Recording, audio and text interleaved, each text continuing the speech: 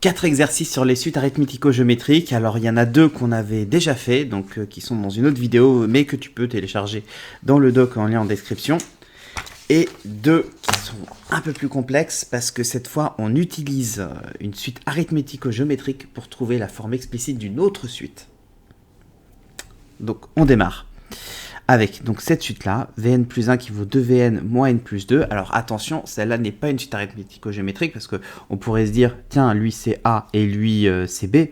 Non, non, parce qu'attention, dans une suite arithmético-géométrique, le B ne dépend pas de n. Donc là, c'est autre chose. Et on oppose une suite annexe, donc Un qui vaut Vn moins n. Donc on veut montrer par contre que lui, c'est une suite arithmético-géométrique. On démarre, on va faire UN plus 1, et on va essayer de montrer que UN plus 1 est sous la forme AUN plus B. Donc UN plus 1, ça fait Vn plus 1 moins n plus 1, c'est-à-dire je remplace les n par n plus 1. Par définition de V, ça nous fait 2Vn moins n plus 2, moins n moins 1. Donc là-bas, moins n, ça fait moins 2n, et plus 2 moins 1, ça nous fait plus 1. Et là, je vais me ramener à UN. Donc, soit en fait, on le voit tout de suite, soit en fait, on peut tout simplement se dire, ok, Vn c'est Un plus n. On s'embête pas, et parce que ben voilà, UN, Vn c'est Un plus n. Et donc, je remplace le Vn par Un plus n, et après, je développe. Et là, en faisant ça, ben, je vois que ça va me faire 2Un. Le 2Un va se simplifier avec le moins 2n. Et j'obtiens 2Un plus 1, ce qui est donc bien une suite arithmético-géométrique. Donc maintenant, en déduire l'expression de Vn en fonction de n, ben, je vais utiliser le fait que c'est une suite arithmético-géométrique Un pour pouvoir après trouver la forme explicite de Un. Et comme Vn c'est Un plus Un et que j'aurai la forme explicite de Un, ben, j'aurai donc la forme explicite de Vn. C'est parti. Donc Un plus 1 c'est 2Un plus 1. Donc là on fait comme d'hab, hein, on va faire le point fixe. Donc Un plus 1 égale 2Un plus 1, donc C égale 2C plus 1, donc C moins 2C égale 1. Alors je sais pas si lui de l'un côté puis l'autre de l'autre, je mélange pas, c'est plus simple, mieux vaut faire une ligne de plus, et au moins ne pas faire d'erreur de signe, ça serait trop con de faire une erreur de signe maintenant alors qu'on a quasiment fini l'exo. Donc moins C égale 1, donc C égale moins 1.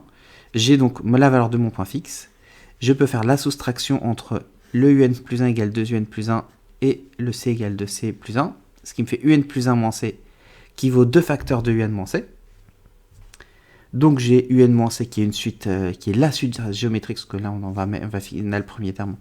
Géométrique de raison 2 et de premier terme U0 moins C, qui vaut, alors U0 moins C, c'est V0 moins 0, moins, et attention, je prends bien mon temps, moins 1, je mets bien moins 1 la parenthèse, pareil, je ne prends pas de risque, je prends par exemple avec la parenthèse, etc. Donc ça fait V0, on a dit que ça valait 1, donc 1 plus 1, donc 2, très bien, donc il ne me reste plus qu'à valider, ça démarre ici avec 0, donc UN-C c'est 2 puissance n fois U0-C, je remplace le U0 moins C par 2, donc ça fait 2 puissance n fois 2, et le moins C que je fais passer ici, plus C, ce qui me fait 2 puissance n plus 1 moins 1, et il ne me reste plus qu'à dire que Vn c'est Un plus n, donc Vn c'est 2n plus 1 moins 1 plus n. Donc Vn c'est 2n plus 1 plus n moins 1. Et on vérifie, est-ce que V0 ça marche? Ben, V0 ça nous fait 2 plus 0 moins 1, 2 moins 1, ça fait bien 1, donc c'est cohérent avec notre V0 du moins. Et si on voulait vraiment pousser le délire, V1, ici ça fait 2 fois 1, moins 0 plus 2, donc ça nous fait 2 plus 2, donc 4.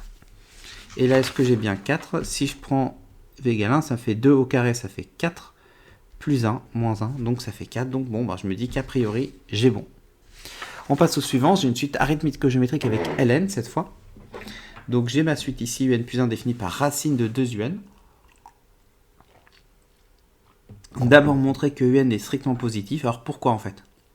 Ici on a une suite, mais finalement, tu vois, autant qu'on a cette suite-là, on sait qu'elle est définie. Parce que 2 fois Vn moins n plus 2, aucun souci. Mais là, ici, j'ai un racine. Donc, il faut que je sois sûr que ce qu'il y a sous la racine, c'est positif. Et donc, pour ça, j'ai pas le choix, il faut que je fasse une récurrence. Donc, c'est pour ça que dans ces questions-là, où j'ai une suite définie avec une racine ou avec un ln, il faut souvent montrer que le terme, il est positif pour montrer que ça rentre dedans. D'ailleurs, après, on aura une suite Vn qui sera ln de Un. Donc, pareil, le Un strictement positif me permettra de dire que la suite Vn existe. Donc, c'est parti pour la récurrence. Donc, je démarre avec donc U0 égale 1. je pose pour tout n, hn c'est un strictement positif. U0 c'est 1, donc c'est strictement positif, donc H0 est vrai. Ensuite, je fixe le n. Supposons hn vrai, tu vois, moi je vais bien à la ligne pour bien prendre le temps, bien d'exposer le correcteur comme ça qu'il est en diagonale. Il voit bien que tu as bien rédigé le truc. Par hypothèse de récurrence, parce que c'est une récurrence avec une inégalité, dans une récurrence par inégalité, on commence par l'hypothèse de récurrence. Grand classique, si tu veux voir les vidéos sur les récurrences où j'explique tout ça. Donc un est strictement positif et mon but c'est de me ramener à un plus 1. Donc pour ramener un plus 1, je vais multiplier par 2 et je vais composer par racine. Je multiplie par 2 qui est positif, hop. Je compose par la fonction racine carrée qui est strictement croissante sur R plus étoile, donc c'est pour ça que l'intérêt que soit sur R plus étoile, c'est bien. Alors en fait, elle est même strictement croissante sur R plus d'ailleurs, mais comme je suis sur R plus étoile, je dis R plus étoile. Donc racine de 2un, c'est racine de 0. Bon, j'aurais pu mettre racine de 0. Et lui, je reconnais un plus 1, donc j'ai un plus 1 qui est plus grand que 0. Donc si hn est vrai, alors hn plus 1 est vrai. Ça, c'est la conclusion de l'hérédité, et après je conclus la récurrence, pour dire que pour tout n, hn est vrai. Donc maintenant j'ai ça, on me pose ma suite Vn qui est bien définie, et je vais montrer qu'elle est Vn est une suite arithmético-géométrique, et en déduire pour toute entier naturelle la forme explicite de un. Je démarre, je vais faire, donc déjà je dis d'après 1, un strictement positif, et comme ln définit sur R plus étoile, pour tout n, Vn existe. C'est pas demandé, mais tu vois, tu le mets, ça montre que tu as compris en fait. Tu as compris l'enjeu du sujet, tu as compris la logique des questions, et ça, pareil, ça fait plaisir au correcteur. Et on aime bien quand le correcteur est content. Je fixe mon n, donc toujours poser le quantificateur. Vn plus 1 égale ln de un plus 1. Et j'écris avec donc racine, je remplace par racine de 2un. Racine de 2un, donc moi mon but c'est de me ramener quoi? De me ramener à Vn. Donc il faut que je me ramène à ln de un. Qu'est-ce que je peux faire? Je me dis, j'ai du ln avec du racine, du 2 fois quelque chose. Qu'est-ce que je peux faire? Je peux en fait utiliser les propriétés de ln. Donc je vais me dire, je vais dire que racine c'est puissance 1,5, comme ça je vais faire passer lui de l'autre côté. Attention, j'ai le droit de le faire quand je fais ln de a puissance n, j'ai le droit de égal ln de a, j'ai le droit de le faire que si a est strictement positif. Tu vas me dire, oui, mais si a n'était pas positif, j'aurais peut-être pas eu ln de a puissance n. Contre-exemple, imaginons que j'ai ln de moins 1 au carré. J'ai pas le droit de dire que c'est 2 fois ln de moins 1. Et pourtant, ln de moins 1 au carré, ça marche, parce que ça fait ln de 1. Donc attention, toujours préciser, 2un plus grand que 0. Donc ça fait 1,5 de ln de 2un. Pareil, là, je vais faire ln de a, b égale ln de a plus ln de b. Mais ça, j'ai le droit de le faire que si a et b sont strictement positifs. Et là encore, effectivement, attention, ln de moins 1 fois moins 4, il existe, ça fait ln de 4. Mais j'ai pas le droit de le séparer en ln de moins 1 plus ln de moins 4. C'est pour ça que je précise bien 2 plus grand que 0 et un plus grand que 0, donc là il nous resserre encore celui-là. Et le ln de un, là je suis cool, c'est Vn. Donc je me retrouve en fait avec Vn plus 1 qui vaut 1,5 de Vn plus 1,5 de ln de 2. Et c'est une suite arithmético-géométrique avec lui qui est mon A et lui qui est mon B. Donc on me disait après la forme explicite de un, donc j'ai trouvé la forme explicite de Vn pour me ramener à la forme explicite de un, parce que comme j'ai Vn qui vaut ln de un, si j'ai Vn, je pourrais dire que un en fait c'est E de Vn. Donc je cherche le point fixe, c égale 1,5 de c plus 1,5 de ln de 2. Donc c moins 1,5 de c, ça me fait 1,5 de c, égale 1,5 de ln de 2, je multiplie par 2. Ou je multiplie par, ou je divise par 1,5, au choix. Donc c est égal à ln de 2. Très bien, donc j'ai mon point fixe.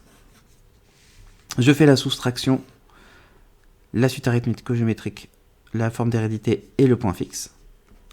Vn plus 1 moins c, les 1,5 ln de 2 qui s'en vont, et ça me fait 1,5 de Vn moins c. Donc Vn moins c, c'est quoi? C'est la suite géométrique de raison 2 et de premier terme V0 moins c. V0 moins c, il vaut quoi? V0, on a dit qu'il valait ln de U0, donc c'est-à-dire ln de 1, et le c, on a dit qu'il valait ln de 2, donc ça fait moins ln de 2. Donc ln de 1 moins ln de 2, donc V0 moins c, il vaut moins ln de 2. Donc Vn moins c, comme il démarre à 0, donc ça fait, on a dit que c'était une suite géométrique de raison 1,5, donc 1,5 puissance n fois le V0 moins c. Donc 1,5 puissance n fois moins ln de 2. Et le c, ici, que je ramène là, qui va devenir ici. Donc ça me fait Vn qui vaut ln de 2 plus 1 demi puissance n ln moins ln de 2. Donc là, maintenant je peux faire dire, donc Vn c'est ln de un, donc je compose par exp. C'est Qn c'est exp de Vn. Et je me retrouve avec Qn qui vaut exp de tout ça. Et là je me dis, ça se bidouille ça. Pourquoi? Parce que j'ai un plus, donc quand j'ai E de A plus B, ça me fait E de A fois E de B. Et pourquoi j'ai envie de faire ça? Parce que en faisant cette formule-là, je vais avoir du E ln de 2. Donc E de ln de 2, ça va me faire 2. Donc là je suis content parce que le E de ln de 2 va devenir 2. Et pareil, celui-là, le E de moins ln de 2, 1 demi puissance n, je sens que ça va pouvoir se bidouiller. Donc comment je peux faire ça? Il faut que je me ramène avec du ln de quelque chose, du E ln de quelque chose. Donc moi j'ai ici, quand j'ai moins ln de 2, 1 demi puissance n, je peux dire ok, ça me fait ln de 2, un moins 1 demi puissance n fois ln de 2. Et là je me retrouve sur une forme n ln de a qui vaut ln de a puissance n. Donc je vais pouvoir dire que c'est ln de 2 à la puissance moins 1 demi puissance n. Et quand j'ai ça, le E de ln, paf, ciao, il me restera 2 fois 2 puissance moins 1 demi puissance n. Et comme 2, c'est 2 puissance 1, ça me fait 2 fois 2 puissance 1 moins 1 demi puissance n. Et j'ai ma forme de un. Alors je peux vérifier qu'elle marche bien. Parce que u0, ça me fait quoi? Ça me fait 2 puissance 1 moins 1 demi puissance 0, donc 1 moins 1, donc 0, donc ça me fait bien 1. Et si je veux faire par exemple u1, je vois que ça me fait racine de 2 u0, donc ça me fait racine de 2, donc ça me fait 2 puissance 1,5. Et je vois que si je prends n égale 1, ça me fait 1 moins 1,5, donc 1,5, donc 2 puissance 1,5, donc c'est bien, j'ai le bon truc apparemment. En tout cas, c'est cohérent avec les premiers résultats. Et on me demande la limite de un, donc la limite de un, j'ai d'abord calculé la limite de l'exposant, et après je vais composer. Il se trouve que le 1,5, il est entre moins 1 et 1, et donc pour rappel, quand j'ai q qui est entre moins 1 et 1, la limite de q puissance n, ça fait 0. Par somme, la limite de 1 moins 1,5 puissance n, ça fait 1 moins 0, donc 1. Et ensuite, je compose la limite de 2 puissance x, quand x tend vers 1, ça me fait 2. Donc par composition, la limite de quand n tend vers plus infini, ça fait 2. Alors, la composition, pour rappel, tu vois qu'ici, ce résultat, il est là. Le limite de n tend vers plus infini, on le retrouve ici. Et là, il y a le gars du milieu, le 1. X tend vers 1. C'est comme du châle. Tac. Et ça me fait la limite de un qui est égale à 2. Donc ça, c'était pour les suites arithmético-géométriques. Prochaine vidéo, ça sera sur les suites récurrentes linéaires d'ordre 2. Donc c'est à pas manquer. Ça va être très très bien. En attendant, tu peux refaire ces exercices en téléchargeant le doc. Le lien est dans la description. Donc il y a les 2 exos qu'on a fait, plus 2 exos de l'autre vidéo, plus plein d'autres exos sur les suites homographiques, les suites extraites, donc c'est très complet. Et c'est gratuit, et donc en tout cas je te laisse liker la vidéo, la partager dans les groupes de ta prépa, et à bientôt pour la vidéo sur les suites récurrentes linéaires d'ordre 2.